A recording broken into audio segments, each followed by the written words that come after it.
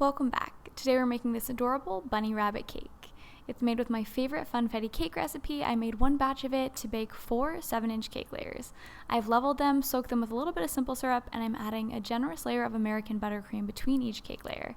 I am smoothing it with my large offset spatula and then adding in some more rainbow sprinkles on top just to add a little bit of texture so that every bite is just packed with sprinkles and is as delicious as possible.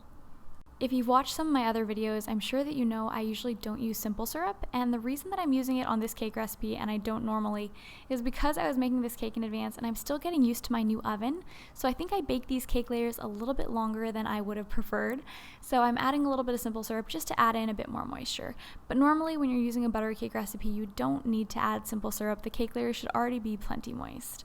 Once my cake layers were stacked, I added that top cake layer upside down to make it easier to get sharp edges. I frosted the top and then covered the cake in a thin layer of frosting to act as a crumb coat and lock in all of those rogue crumbs and sprinkles. Then I popped this cake into the freezer for about 10 minutes until my crumb coat was firm to the touch. Then it was time to add on our second thicker layer of frosting.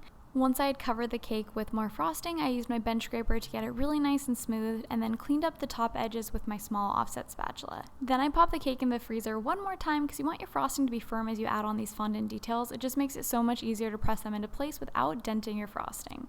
I'm using a little bit of buttercream to stick these onto my frosting because it is chilled. And then once they were in place, I added on a bit of extra buttercream. I colored my remaining buttercream with a bit of gel food coloring and then piped some buttercream flowers, swirls, and little dollops around the top of the cake to create a little flower crown for our bunny. The finishing touch was to press our ears into place, and then our cake was all ready to go. Thank you guys so much for watching this video. I hope you enjoyed it, and until next time, happy baking.